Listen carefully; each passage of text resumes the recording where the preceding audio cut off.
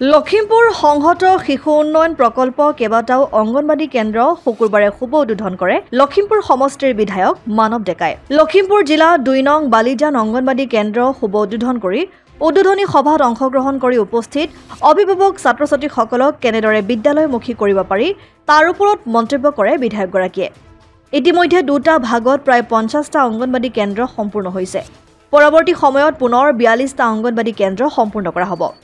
অসম চৰকাৰে যি মডেল অংগনবাদী কেন্দ্ৰসমূহ স্থাপন কৰিছে, আপোনালোকে দেখিব যে টাউনত প্ৰাইভেট ধনী মানুহৰ ল'ৰা ছোৱালীয়ে পঢ়াৰ যিটো ব্যৱস্থা, তাতকৈও ভাল ব্যৱস্থা আমি গাঁৱে গাঁৱে কৰি দিছোঁ। ইতিমধ্যে আমি প্ৰায় ৫০টা মডেল অংগনবাদী কেন্দ্ৰ দুটা ফেজত খতম কৰিলোঁ। এতিয়া নতুনকৈ মই আকৌ ৪২টা অংগনবাদী কাম আৰম্ভ কৰিছোঁ।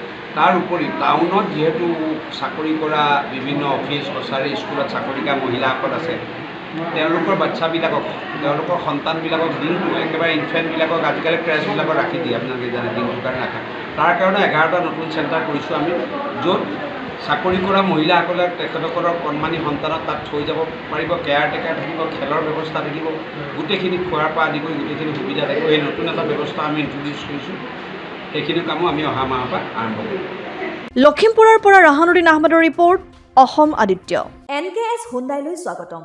নৰ্থ ইষ্টৰ প্ৰথম GDSI 2.0 ফিচাৰ্ছ ডিলাৰ হৈছে NKS হুণ্ডাই।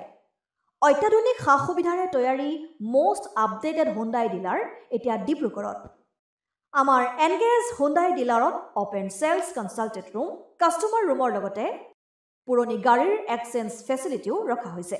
ইয়াত চেলছৰ লগতে ছাৰ্ভিচ ছেক্টৰৰ সুন্দৰ সুবিধা আছে। প্ৰয়োজনীয় সকলো এডভান্স টুলছ, হুইল বেলেন্সিং, এলাইনমেণ্টৰ অত্যাধুনিক machine, post hydraulic lift, fully train মেন পাৱাৰৰ লগতে nitrogen gas filling facility, fully automatic car ৱাছৰ ফেচিলিটিও আছে।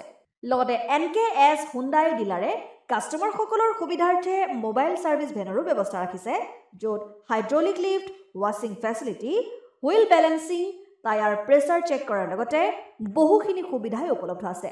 NKS হুণ্ডাইলৈ আহক আৰু সুবিধাসমূহ গ্ৰহণ কৰক।